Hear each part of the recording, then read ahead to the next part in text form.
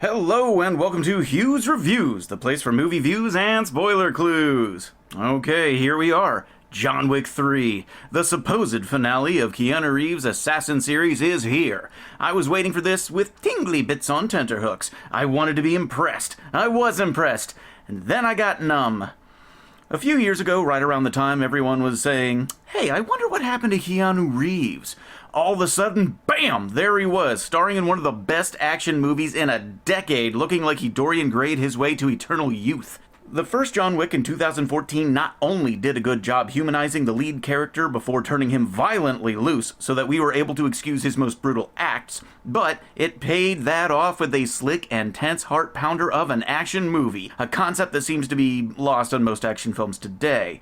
Usually the farthest they go for the hero is he's a deadbeat dad who really wants to connect with his estranged daughter and we're supposed to get all the feels. In Wick 1, we see a man in the midst of grief. Not caused by violence, but a deeper mourning every viewer can relate to. So, when the turn comes, we see him as an internally fragile human being, and his battles become more personally relatable no matter how outlandish or extreme his actions. In Wick 2, though the action was still top-notch, the movie spent too much time explaining how the Wickverse worked, so that some audiences got bored, and they only remember the movie fondly after the fact by dredging up the neato shooty-shooty kill-kill stuff. The humanity was cast aside in exchange for laborious background work, and the film suffered for it. Every aspect of the Assassin's Guild was explored, from turn-down service at the infamous Continental Hotel, to debt markers, to money exchanges, and the wardrobe. In fact, they seemed to spend so much time world-building they forgot there was a protagonist until, oh yeah, he needs to kill someone. And I was bored out of my skull until the inventive action happened. Hey, nobody cares how John Wick buys a shirt, okay? And that brings us to John Wick Parabellum.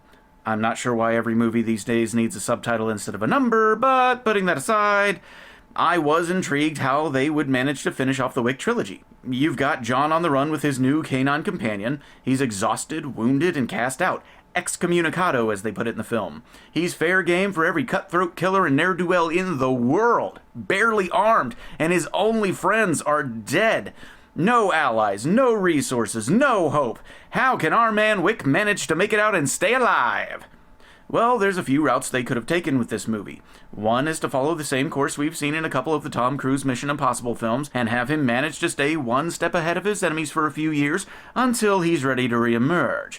He strikes back, regains his standing and freedom.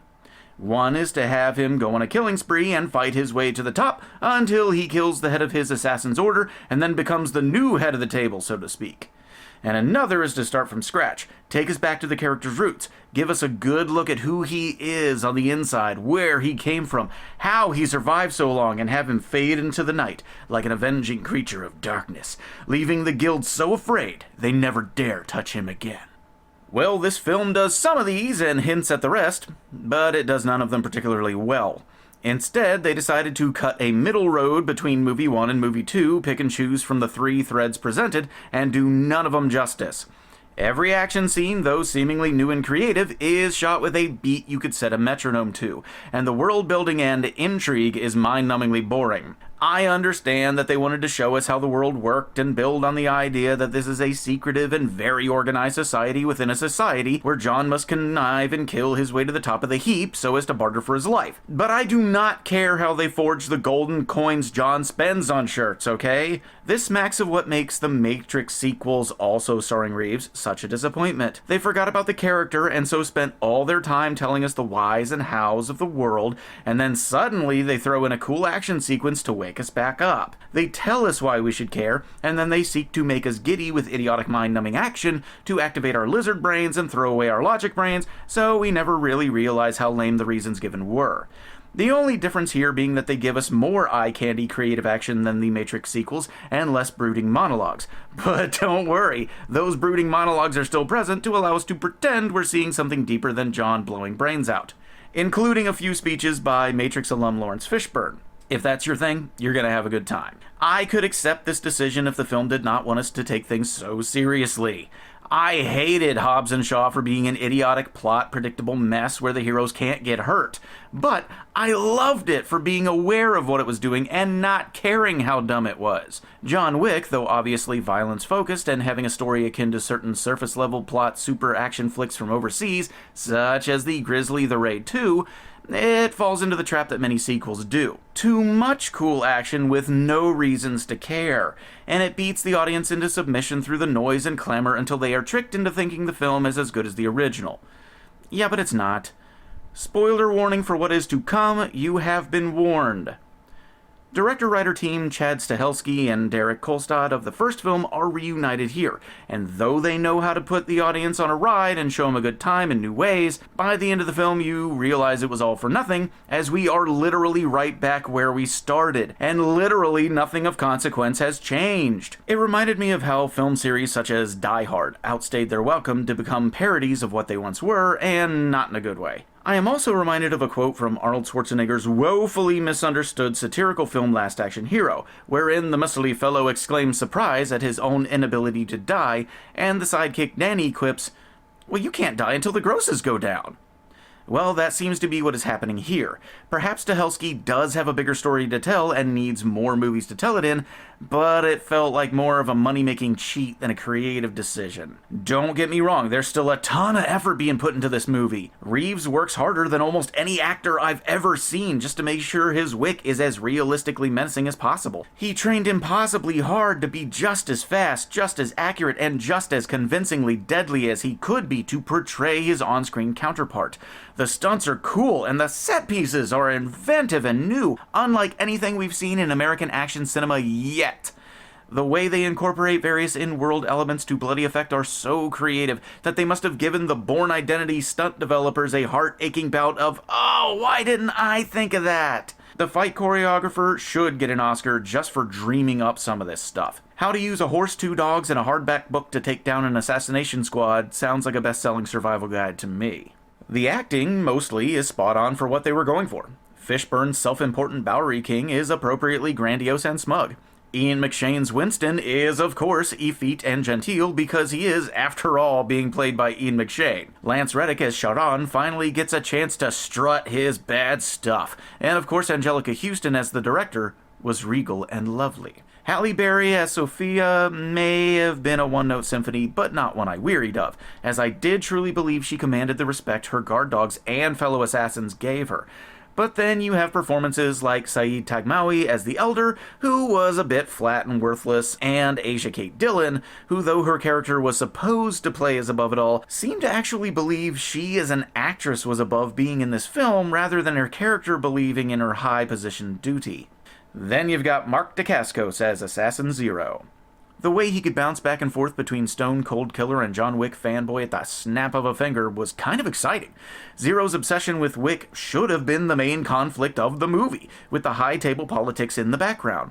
The younger, faster, better-equipped Zero playing cat and mouse with his hero, the older, slower, under-equipped, but more experienced Wick. In this film, Zero even says, only he is worthy of killing Wick and replacing him as the killer all other killers fear in the night.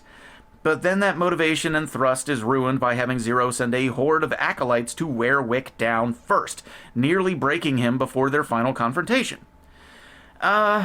You'd think in his mission to prove himself, not only to the world, but to Wick himself, he'd have wanted Wick fresh so as to show how he truly is the better man, not only to supplant Wick at the head of the heap, but to prove to his idol that he was worthy of the position.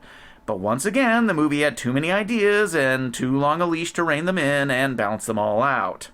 And that's the biggest problem here. The balancing act between grandiose storytelling, meticulously thought-out action sequences, world-building, and melodrama was wobbly at best. It never had a sense of what it wanted to be, and it tried to be everything. Never a good move. The first film is still the best in the series because it was the gritty underdog that surprised us. Just like John Wick himself, just like John McClane, Riggs and Murtaugh, Rocky Balboa, and the list goes on. It knew what it was, and so was able to keep a solid footing. The sequels, so far, have not. Sequels rarely improve on the original. It has been known to happen, and in some respects the Wick series has gotten bigger and better, but for the most part it's a lame horse they need to stop whipping. And the sequel bait ending for what was supposed to be the final chapter in the Wick series here was insultingly cash grabby. Maybe upon another viewing, I'll change my mind, but this rates a see it at home more than it did a buy a ticket and take your chances. This was the first movie in a while that I was glad I did not get the chance to see it in theaters, as I cannot imagine it would have been worth the trip off the couch just for the bigger screen and the surround sound. Hopefully the next chapter will be the movie I was looking for, but I'm not going to hold my breath. There's some great stuff in it, but it would be equally as compelling if you watched a clip show of the action sequences and totally forgot about the other 75 minutes. As a special shout out, I am always thrilled to see Yayan Ruhian, and I'm sorry I don't know how to pronounce that name, who had a wasted walk-on in Star Wars Force Awakens, because his martial arts fluidity is a beautiful glory to behold. Every time I see him on screen, I do a little happy dance in my heart because I know something good is coming, and he did not disappoint here. My happy dance was rewarded. And that is it tonight for Hugh's Reviews. Just so you know, next week the show will be moving to 7 p.m. Eastern Standard on WXPI.com. There will also be a format change to look forward to as we expand to some of our favorite streaming audio sites, so keep an ear out for announcements about that. I would, as always, like to thank our underwriters at Moons of Vega Photography, our technical support team at Central PA Computer Nerd, and as always, happy viewing!